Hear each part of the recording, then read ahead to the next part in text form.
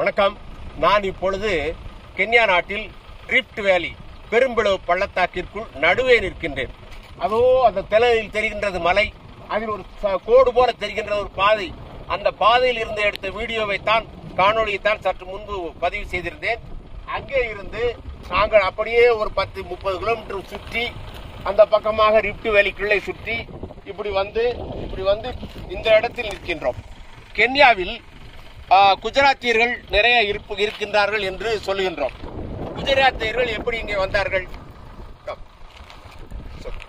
குஜராத்தியர்கள் எப்படி தமிழர்களை தேயிலை கரும்பு தோட்டங்களில் வேலை பார்ப்பதற்காக இலங்கைக்கும் மலேசியாவிற்கும் பிஜி தீவுகளுக்கும் மொரீசியஸிற்கும் கயானாவிற்கும் கொண்டு சென்றார்களோ ஆங்கிலேயர்கள், அதுபோல பஞ்சாபியர்களை கனடாவில் ஒரு 5000 கிலோமீட்டருக்கு ரயில் சாலை அமைப்பதற்காக கொண்டு சென்றார்கள். இன்றைக்கு கனடாவில் அவர்கள் 17 எம்பிக்கள் இருக்கின்றார்கள். அதுபோல இந்த குஜராத்தியர்களை இந்த கென்யாவில் மொம்பாசாவில் இருந்து நைரோபி வரையில் ரயில் தொடரித்தடம் அமைப்பதற்காக, இது கேஜ், இது வந்து நம்ம ஊரிலிருந்து 1 மீட்டர் ரயில் அல்ல. இதனுடைய அகலம் எவ்வளவு சார்? இது நேரோ கேஜ். எவ்வளவு அகலம்? 600 மில்லிமீட்டர். ஒரு மீட்டரிலிருந்து 6 விழுக்காடு. இதுக்கு பக்கத்திலேயே அடுத்த தொடரை இப்போது சீனாக்காரர்கள் அமைத்துக் கொண்டிருக்கிறார்கள். இது நைரோபியில் இருந்து இந்த நாட்டின் மேற்கு பகுதியில் உள்ள அந்த நகரம் பேர் கிஸ்மு என்ற இடம் வரைக்கும் சீனாக்காரர்கள் இப்பொழுது தொடரி தடம் அமைத்துக் கொண்டிருக்கின்றார்கள் கென்யாவிலே.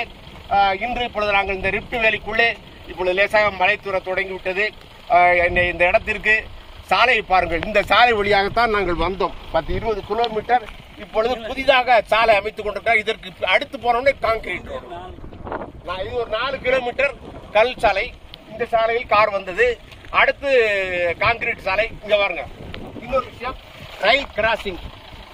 இந்த கென்யாவில் நைஜீரியாவில் எந்த ஒரு இடத்திலும் கேட் இல்லை, கிராசிங் இல்லை.